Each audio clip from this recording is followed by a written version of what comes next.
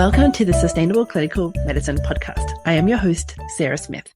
I am a practicing rural family physician and the charting coach. This is the podcast for physicians and advanced practice providers who are ready to step back from the busyness of their clinical day to share ideas, question everything, and redesign their clinical day. We are redesigning clinical medicine to create sustainable clinical days and create time for our lives outside of medicine. Join us for discussions with world experts who are helping design sustainable models of clinical medicine and the physicians or clinicians who have discovered or designed sustainable models of clinical medicine for themselves. Before we get started, I just wanted to remind those of you who are working on backlogs, just check in the www.chartingcoach.ca/backlog-buddies is the place you can come and do your backlog alongside fellow clinicians and physicians. So if you want to kind of hang out and have some ability to stay on task for the 2-hour sessions, come along. We'd love to see you there. Hello and welcome back, everybody. So today we have a different interview. It's a different perspective. We have Mr. Carl White with us, and he's actually doing marketing for some of our private physicians within the US system. So I'm going to let him introduce himself. He's got some parallels here about changing up practice to make things more interesting and more sustainable. So we're welcome, and we're interested in your story, Carl. Thank you very much. Yes, Carl White. I run a marketing agency called Market Advisory Group. I'm in Chicagoland. And yeah, you hit it. We zero in on private practices. So if the doctor, the dentist, the provider, whatever the healthcare provider owns the practice and they want to stay private, and they're feeling a challenge with growing or keeping a good patient base, doing it in an effective way, in an affordable way, then we'd love to talk to you. Personally, I've been doing marketing in healthcare forever. I've had one job in my working life, going back to when I was a kid that was not somewhere in the world of, private business, private practice. My family owned a pharmacy, an independent pharmacy growing up when I was growing up in upstate New York. And I worked in there, and nothing makes sense when you're, a teenager cleaning stuff and delivering stuff, but it seeps in, right? It just kind of seeps in. Then I worked in large corporate America for 15 years, all marketing, all healthcare. So companies that probably some of your listeners would hear, Baxter was one, Hollister was another one. Most people don't know them because they're very specialty. And it's funny, like with Baxter, they owned the intensive care unit, right? So patients don't know because they're typically unconscious, but you're surrounded by Baxter products most of the time. And that's what I spent a lot of time on. I decided to go into my own agency. I've been doing it now for 7 years. I decided, shortly before then, for me, one of the things you thought we could talk about was from employed to, owner. I lived it, and you can tell it either fits you or it doesn't. If you're wondering, does this fit me? I think you have your answer. Maybe it doesn't, and maybe there's another path for you. But I did that both sides. And so now for the past 7 years, we've been trying to find as many private practice owners as we can to help them stay private and, grow to the sense that they want. Not everybody wants to be the biggest and the baddest, but so that you're sustainable, so you can stay that way. Live the life you want to live with the income that you want, and we try to pitch in and help. Got it. What was it about salaried position versus private that attracted you to the change? Because like you said, it can fit well or not well, but entrepreneurship is a completely different skill set. Yeah. It's not something that we're taught within our medical degree. We might have had some exposure to it from our mentors if we've been within that system. So in Australia and in Canada, I'm in a private place as a family doctor. We are the owners of our business. That's the model that was kind of shown to me as I grew up in medicine. But it was a very few mentors would open the door and say, here's how you run a practice. Here's the actual cost. Here's what everyone's paid. Like that takes a amount of growth that happens somewhere after graduating. Yeah, You're right. Yeah. Yeah. And down here, it's the same, some proportion, a very graduating class of any type of provider is going to go open up a practice, which is a business. And the word business is not uttered. I've been told by some providers, They never said that earning money was just bad and dirty and ugly, but boy, oh boy, the message was loud and clear, Mhm. that that's what they thought it was. And yet here they are going out to, treat patients as owners. For me, the light bulb was I learned about myself that I'd rather take my own sales targets. I'd rather take my own targets and achieve them in my own ways and collaborate in my own ways than the ways that are sort of, told to you when you work when you are employed by somebody else. um, they rightly, can and sometimes should dictate those things. And I like to think of myself as very flexible, but when sometimes there's just, I don't know, disagreements on we should do it this way or that way. We should grow this much versus that much. And I'm held accountable for the promises somebody else made to somebody else, Mhm. whether it's Wall Street or whoever, whether it's short term or long term. And after a while, and then it becomes my problem, right? And so, and then it becomes the secondary part of it becomes my problem when I say, well, I need X, Y, and Z to solve this problem. And I'm told, nope, you're not going to get that. And it's just after a while, it's exhausting. And for me, what I learned is I like, for me, I like the best parts for me was I'm the brand lead on product X. And the way I describe it is the easy chess game for me to play is I'm on one side of the chessboard and my competition's on the other. And we're both trying to, appropriately educate the target audience of why they should consider ours. I like that. I know how to do that. It's where all the money and profit is. It's where the mission of the company is. I like that's easy.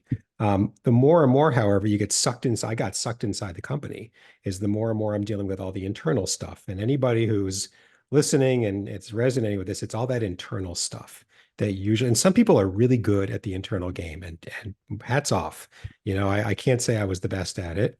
And I'm glad that I was shown that by me saying, nobody loves it, right? Nobody likes it or loves it, but some are quite good at it, and there's incentives that they like, and no judgments. It just wasn't for me. Um, I just find, although, I mean, for me, yes, I'm an entrepreneur. Yes, all the risk is on me. It is true. But I remember 6 or 7 months after I started, I was at some random networking event, and this guy said to me, "So, Carl, what made you give up the steady Eddie paycheck that was twice a month for all this risk?" And it just hit me. And I said, it's not so safe in there all the time. Mhm. Inside the steady Eddie safe company. It doesn't take much for you to be on the wrong path and for you to be the last person to find out and for you to be on the losing end of that and to be out. And it just takes one person. So all your risk could be concentrated in one person. Where I am now, my risk is spread over all of my clients and my ability to spread risk. And so for a private practice, the more patients you have, the more your risk is spread. There's other risks, that's kind of oversimplifying it, but you don't necessarily think of, if I am employed, I am safe. If I am an owner, I am unsafe. Having lived both lives now for enough time, I don't think it's quite that clean. Mhm. Was there anything about work environments that you learned from your salary position that you've kind of incorporated into your business part of Lots it? of it, lots of it. Business process, efficiency, good structures and how to structure work, strategic thinking. Um, a good portion of the jobs that I had was like long range strategic planning. So, 10 years out, 10 years into the future, what kind of market share are we going to have? What kind of sales are we going to have? Profits. I mean, it was in a sense, it was ludicrous because it was, to the penny, what are we going to sell 10 years down the line? I don't know. But it sets a direction and it makes you think, well, if we need to grow by this, what are the things that have to be true in order for that to happen? And so it lays out sort of, the chessboard in a different way of what are the moves, who could do what, and you'd have to plan for all these things and think about. And so it makes it, and I've carried a lot of that through strategic thinking, which is, I think, very misunderstood term, is really, really important. If you're gonna, I will hang a shingle and they will come. I mean, it's just, it might, but that's hope and that's luck and good for you. But there's no planning, there's no strategy in that. I'll tell you, one of the biggest uh, things that I see with my clients when we start working together is I'll ask them, so why do patients choose you? You have competition. For example, our family dentist is in a building with 5 other dental practices. Mm. Why did we choose them? They're all good. What makes you different and valuable? That's strategy. That's a component of strategy that's really important. And it's something that is not taught. It can be learned, but it's just not something, and everybody needs to have it. You need to be thinking strategically, but there's not a lot of crisp, clean, I think, training or education out there. The word strategy, people throw the word strategy around, and most of the times it's misused, and it just adds to the confusion. But it's really, really important. That was strategic thinking. So, what did I learn in corporate? Budgeting, planning, communication, collaboration, um, leadership. That's a big one. That's another one that's just a must have. If you're going to own something, even if you're not going to have any other employees, you need to be a leader and you need to know what that means. And I learned a lot of these things, and I try to bring them to my own business and to my clients. Hmm. What sort of leadership skills or types did you see that were not fun to work for? Um, Leaders who led by the power. So they had the authority by position, and that's kind of how they ran it. And it still happens. It's funny. Some of these things you say, well, that sounds like 1963. I'm sorry, it's still alive in 2023 and 2024.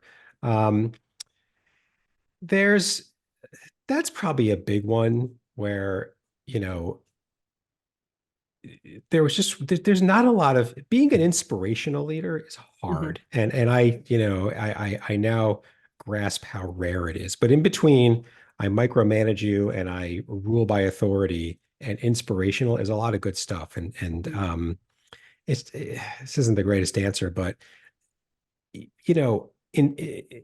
help people understand. If there's probably one thing a lot of leaders could do better is, why are we doing what we're doing, how we're doing it? Mm.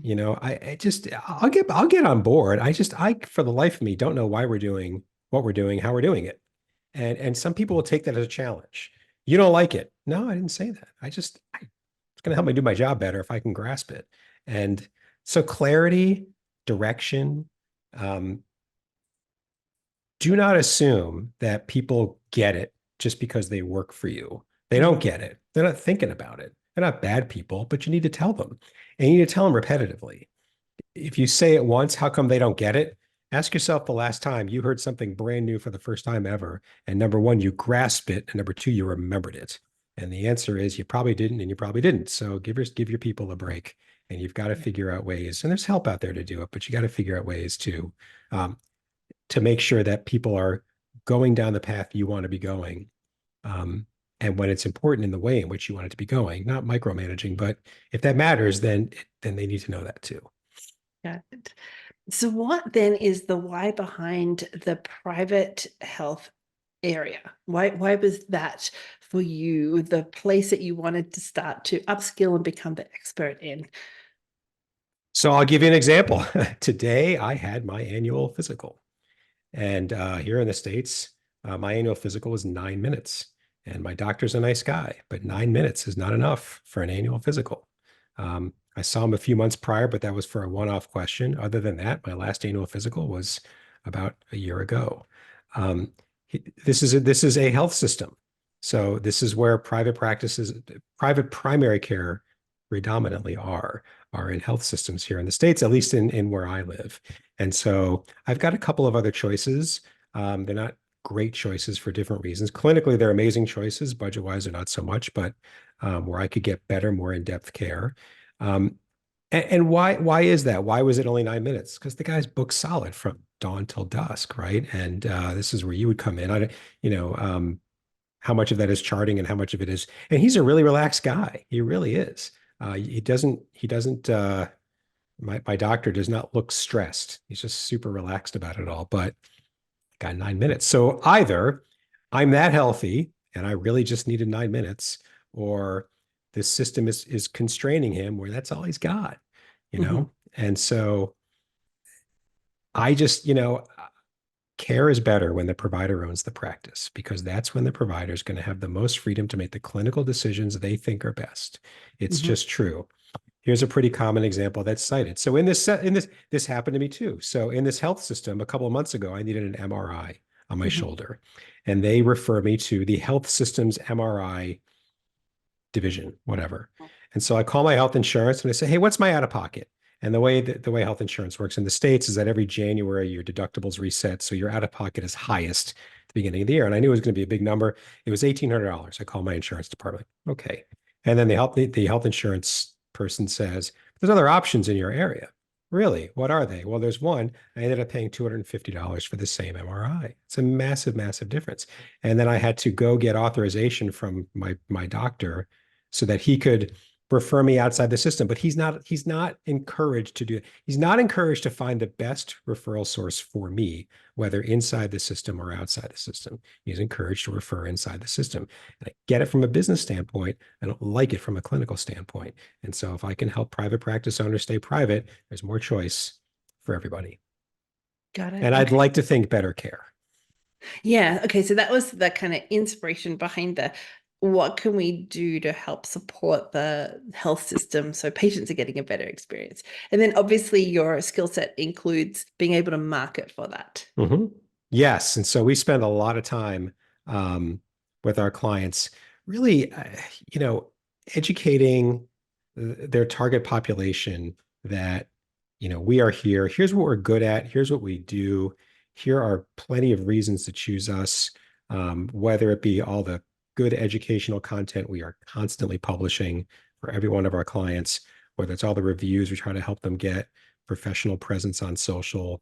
A lot of what we do is online marketing, basically because that's where people go when they're hunting around for a new doctor or provider of any kind. They go online, either as the first step or nearly the first step. And you can turn people off when they find you, or you can say, that looks pretty good. I think I'll stick around and check them out more, so that our clients tend to get, their unfair share of new patients, I guess, because we're attracting more of them than their competitors are. The best clients are the ones who say, "You're right. I do sound like everybody else. We should figure out authentically, an authentic way to bring what's different and valuable about our practice to the surface compared to all of our competitors around us." Some poo-poo it and say, it's not necessary. And some say, you've made your point. You're right. And that's true of any provider type.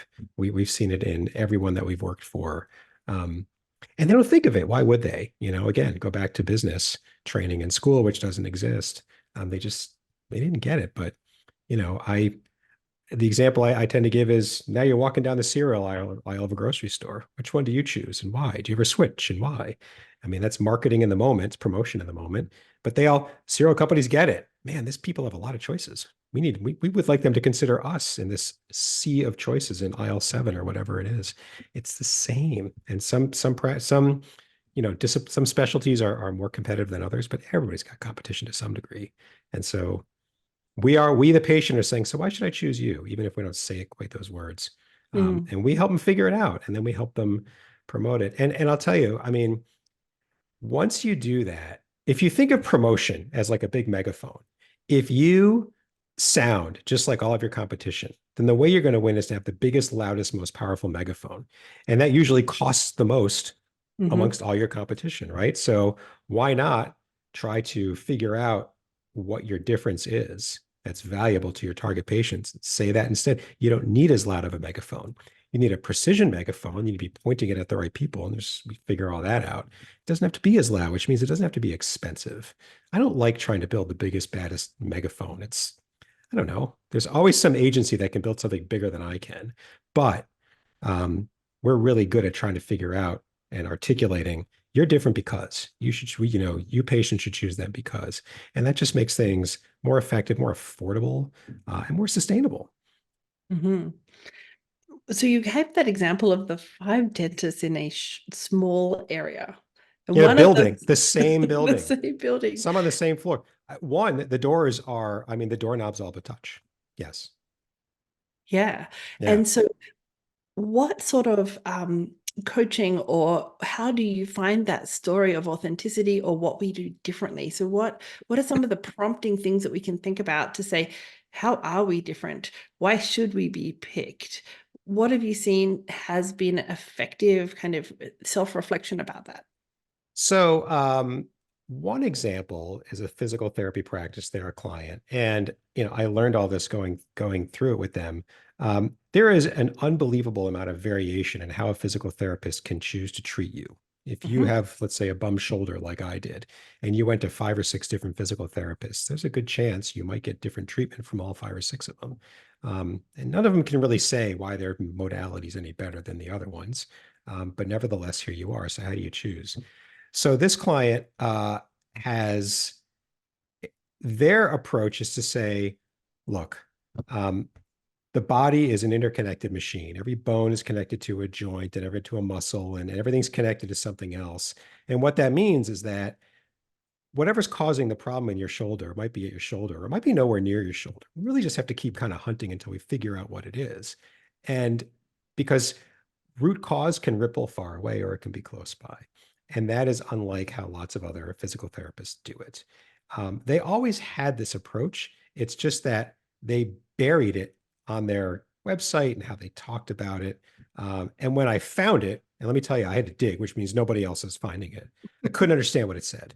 I couldn't understand what it said. And when I compared how they said what they do to everybody around each of their 4 offices, my God, they all sounded the same. And I just pointed this out to them.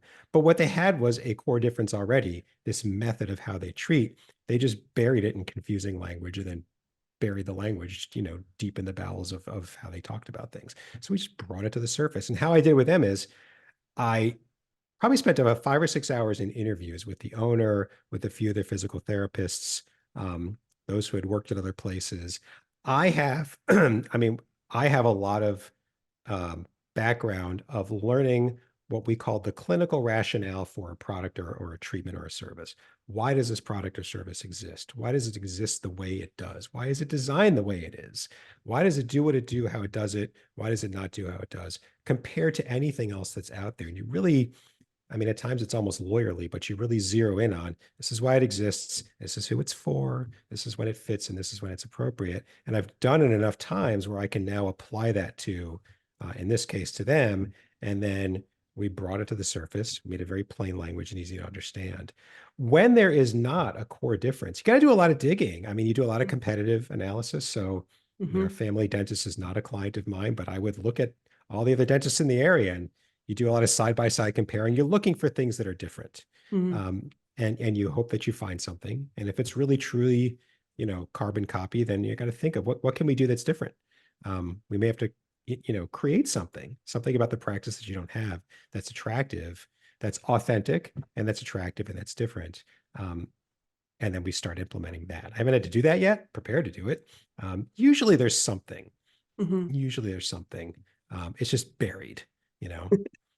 I think if the physician clinician is leading this new endeavor and whether they're established or they're set up a business, they've done it for a reason. They've Hmm. got their why. They know why they didn't stay where they were and that they wanted to go out into the world and set this up Hmm. and do it in a different way. So that story has to be within the fabric of why you've set this up. It may just be buried in the Hmm. do's of the day. I know Yeah. as a team locally, our physicians work well together. Hmm. And part of that was this sitting down with representatives from the Alberta Medical Association, and we talked about why we do what we do. Hmm. What are our values? What Hmm. are our strengths? What do we want for our Hmm.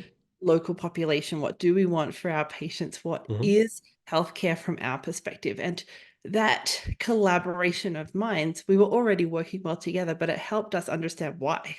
Because Hmm. not all places work together from a physician clinician point of view, and not all places work well together from a broader team point of view.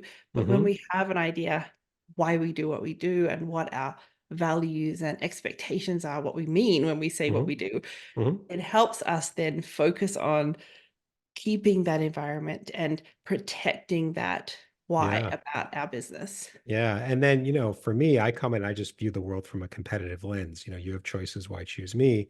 If that why yields patient benefits that the patient can tangibly feel and experience that they're not getting from, down the street competitors, then that might be it. I mean, that should be there anyway. For as hard as we all work to run the businesses and the practices that we run, having a why behind it makes the day go by a lot easier. If you're not sure why that is, it's good to find it or to either rediscover it or discover it or make one, for why now? But yeah, that can be the differentiator, but it should be there regardless. You're right. It's nice to have a reason why we started this in the first place. And it can just be because you're jacked off and jaded with the system as it exists. Yeah. But Yeah. that's a lot of work to do something out of just simply fear or anger. Yeah. And you may, I want to just build on something you said. It's when I said I've had enough of corporate life, I've had enough of being told how to do, what to do, etc. I didn't jump to this right away. I just said, all right, I don't like that. And the point I want to make is if you're feeling that way, don't just jump. Don't if you run away from something, the chances that you pick something good are not so great. But if you say, I hate it here and I can't do this anymore, now what? And you take some time so that you're running towards something, chances that you get it good for you are much, much higher. So it can feel like a lot of pain in the moment. And I can relate. And it's painful in the moment, but you know, don't just don't run away from what you have because it's better to be running towards something than just away from something. Yeah, that's really important. Even if we're pivoting within what we're doing right now, having Yeah. an idea of where we're going can be Hmm. really helpful and guiding for that. Yes. Yeah, Yes. good. So I'm thinking that we talked a little bit about how if we've got our marketing right, if we've pitched Hmm. it right, it won't Hmm. be massively expensive compared to having the biggest megaphone. It doesn't need to be. I mean, for our clients, one of the things that we ask before, private practice X becomes a client is essentially what's your budget? It's funny, nobody knows. Because along in business school that wasn't there, budgeting and whatever was never brought up. Um, and so, I'll ask the follow-up question. How much money that if you were spending it every month, you'd lie awake at night worried about it. And Mm, then I say, well, all right, Carl, stay below that, because we don't want people worried about it. But no, it doesn't have to be. We have clients that are doing very, very small single service, marketing plans, and then clients that are doing much larger. You will see, all sorts of ratios. If you're growing, you should be spending, 10% of sales on marketing. You should be spending 5% if you're richer. What I don't even quite know what the numbers are. I find them far too blunt to be useful. Um, but no, it doesn't have to be. It doesn't have to be. The other thing that I find people don't appreciate is marketing is the sum of your money and your time, right? And so if you don't have a lot of money, you got to compensate with time. You have more money, you don't have to spend as much time. All the things being equal, it's when you don't spend enough of either, and nobody really knows what that is. That one plus the other equals enough marketing. There isn't a ratio or a number or whatever. When you are starting out and you have some more time, you need to be get out, go hustle, go. Don't necessarily spend much on people like me. Get out there, just get your name out. There's ways to do it. Um, but you have to be out there. If you're sitting in your office worried and not spending any time or money, it's a pretty predictable outcome. It's just a matter of how fast. But no, it doesn't have to. And there isn't an absolute number. When I say it doesn't have to cost a lot, you know, um, when we're proposing marketing plans to clients, we're saying, here's the plan we propose, here's what's in it, here's why every piece is in it, and here's how it's rolled out, and here's what it's going to cost. What do you think? And if I've gotten an answer about what would you lay awake at night worried about, um, then I'm in there. I'm in that range. I've never come in above it. Um, there's ways to mhm. spend a lot of money on marketing. You could spend a boatload of money on marketing, even if you're small. It just doesn't, I don't think so. It doesn't have to be that way. Okay. I've seen some physicians trying to do some educational things, whether it build a website, put some education around like rheumatologists helping their patients understand different conditions, Mhm. physical therapists helping people understand their conditions. It reduces time potentially in the room with the patient because you can direct them to a website, but then Mhm. the getting that information out into the world is not going to go very far. A website doesn't sell bring in new patients. It doesn't sell you just sitting there by itself. I see a lot of time spent doing these type of educational pieces, but Mhm. not necessarily the value in regards to attracting new patients or Mhm. attract visits to that website, things like Mhm. that. Is there anything about like where we could put our focus? Do you think that building educational resources is a good place to put, or is that you're not seeing that as part of a marketing strategy for businesses like private? So we do a lot of educational work and we just do it in the form of blogs more than anything else. And so with our clients, we have writers, we propose topics to our clients and we get to a final list. And then we have writers who write blogs. We need our clients to review them to make sure they're clinically accurate and that we're not saying anything that doesn't fit with the practice. Um, but that's all the involvement that they need. Once it's on the website, then we spend, a good amount of time promoting it because to a degree, you're right. The day that you post a blog or a video or educational content, whatever it is not the day that it's going to be seen by everybody. But now it's out there and you can use it and reuse it. You're also, though, talking about the world of search engine optimization, playing the Google game. And there are ways to make the educational content that you create in ways that make Google happier. And that doesn't mean to play with the content or the substance. It just means to do things that attract Google's attention as well as people's attention. Some of those things are the same. Some of those things are different. That's other stuff that we do. There's really no point in building a website or doing any of this unless you're doing it kind of like SEO friendly because Google's an audience that matters. And you got to play to them too. And there's no mystery on how to do it. It's just that you have to make sure that you do it. As far as one of the things we were talking about is kind of efficiency and affordability. I've always been a big fan of like a video library or, if you take any process in a practice, whether it's marketing or otherwise, but let's say it's patient facing, and you do the same thing over and over with just about every patient, that is ripe for some kind of automation or some type, let's say a video. Anything that's repetitive can be systematized and can be, put into a process that makes it a lot more efficient. Even if people, I guess, are still doing it, you can usually reduce the number of steps. And that's a way to stay private because you are reducing the resource load. If you're saying the same thing to every 15, to every patient at the end of an exam, make a video of it and say, and then the patient will get out faster and we're going to send you a couple of videos. Please watch them. And by the way, they can watch the video over and over again rather than hoping they caught it all from you once. And you just build them over time. And after these efficiency steps can really add up. It is true. So there's educational content to try to attract patients. There's educational content to, for your existing patients. You're just trying to help them understand what it is you want them to do. And yeah, anything repetitive, ripe for this type of work. Yeah.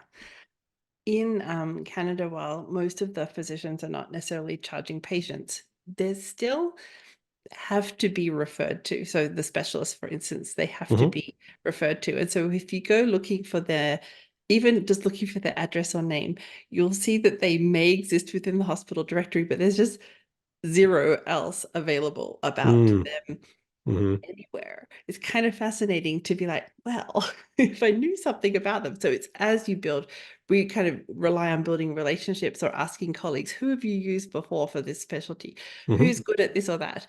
And even trying to find within hospital directories, oh, there's a specialty clinic for this or a specialty clinic for that. How would I know? If we kind of plug it into the Alberta Health Services system, lucky if we get anything useful out there. Sounds great. Sounds wonderful. Efficient. Sounds patient satisfaction's high.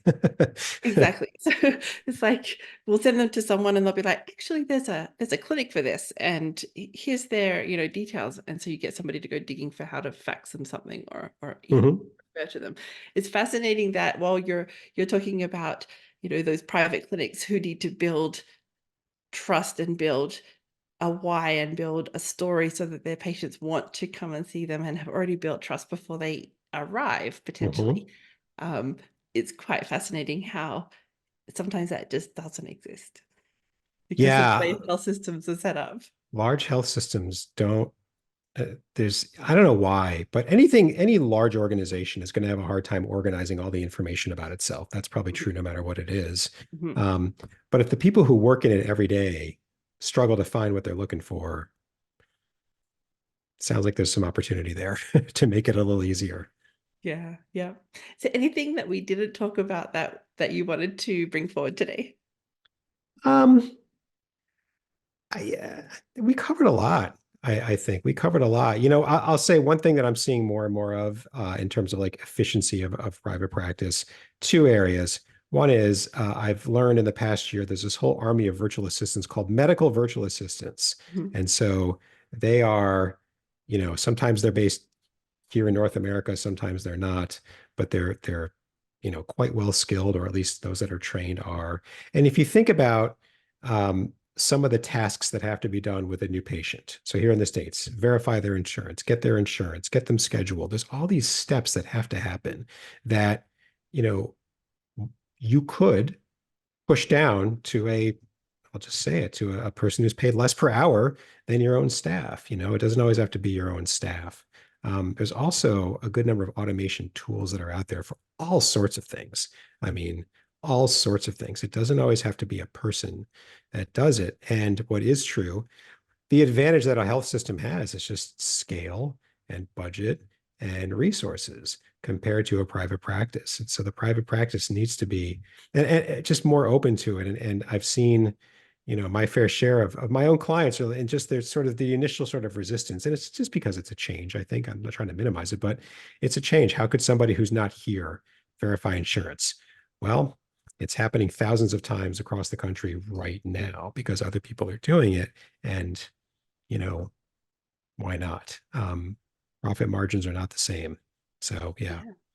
Well, they get better and they get better at it because that's all they do all day and they want Oh, to they do it. do. Yes. Yes. It's a good Whereas you point. don't want to do that. It's Yeah. boring and not patient care and it's not the fun Yeah. Especially now with, I mean, the labor market has been upside down for the past few years, and it's not any better. I mean, things, let's see, in dentists, you can't find a hygienist anywhere in the country. Nurses, there's been a nursing shortage for over a decade. Um, Good business administrative people, just you know, and then COVID came along and made people rethink work, you know, and what they want and what they're willing to tolerate. And a busy private practice does not align well with what they're willing to tolerate, right? So you know, there's more than one way to get these things done. Yeah, I understand that resistance. Any new technology requires time and effort and frustration and sometimes Yeah. tears and yelling at the computer and And stakes are high in healthcare. You know, if you screw up a patient's record, that's a big deal. That's a bigger deal than, I don't know, something if we get the blog wrong. You know, I mean, it's just it's a big deal, and I get it. But there's qualified, you know, experienced resources out there. all right. So, how do people find you and your business? Thank you. So the company is called Market Advisory Group. It's one word, it's a mouthful. Market, Market, V as in Victor, ISORY group, all one word.com. We have a podcast also. I tell you this because the podcast is also on the same website. So if Market Advisory Group is too much, Practice Care, one word, practice and then care. So you could search us that way and find us. It's kind of a backdoor way, but you'll find us anyway. All of our contact information is on the website. You can Google my name, Carl White, and I think I show up pretty high. I'm not the only Carl White out there, but Carl White Marketing. How about that? And then you'll find me. That's another easy way. Okay, Instagram. More on Facebook and LinkedIn. And the reason I ask is you're a marketing company, so I'm like, how do people find you? Because I'm curious which platforms you're using. So there Yeah, you more Facebook and LinkedIn. And you know, over 9 out of every 10 searches for anything's on Google. Like my default is just, you know, we live in a Google world. Um, Social, yes, I get it. But and not, you know, if the analogy I give is, you know, now it's 11 o'clock at night, the kids are in bed, and now I've, you know, I'm going to go find myself a new doctor. Um, Most people go to Google on step one or nearly step one. go. Facebook, sure. Insta, sure. Are they asking around? Yeah. But Google is like the anchor of that search. And so, um, social's a part of what we do, but yeah, more Facebook and LinkedIn, not so much Insta. Insta has this annoying feature about it where you can't put a link in a post. I don't know why they do this, but they do. You can have the link, but you can't click on it. And I'm like, why would you do that? I don't, but they do. And so it makes it troublesome, I'll say diplomatically, for people in my position to, I don't know, other than just sort of gross exposure. I don't know. I don't really understand why they do that. I'm fascinated because I was in a Facebook thread recently with some physician moms, and they're like, okay, who do we use for this, that, or XYZ? And they're like, oh, you use so and so. Check out his Instagram. I'm like, okay. Yeah. Well, of course, I went to Instagram and there's all these patient stories. I'm like, interesting. So Hmm. it's that like area, maybe Hmm. gray zone for the Canadian physicians, because the promotion of yourself for your medical Hmm. practice is limited. However, I'm thinking, well, that's a way that the trust and understanding what this person's going to do and what they're like is kind of built in some Yeah. areas. Like It's fascinating it's how. part of the fabric, and there's a convenience factor that Facebook owns to Instagram, right? So now, when you create social media posts, you can put it on both platforms pretty much at the same time. And so, Mhm. everything we do for our clients it's the same kind of educational. It's on brand, which just means consistent with the practice. So we hit both areas. Um, we track both areas, but um, yeah, it's just I say it's more supportive than it is like the anchor. Yeah, And yeah, you perfect. can't put any links to click. It's just, no hot link. It's just, I don't know. But, Technology, we Mark love it. Zuckerberg is smart and I am not. So there's got to be some legit reason why that feature doesn't exist. Well, thank you so much for coming in today, giving us just a different angle from regards to building sustainable practice. Hopefully, this is helpful for some of you who are in that private sector. Have a wonderful rest of your day, everyone. Thank you. You too. Thanks. Thank you for being part of the Sustainable Clinical Medicine podcast. If you'd like to learn more or join us to help you get home with today's work done, go to chartingcoach.ca.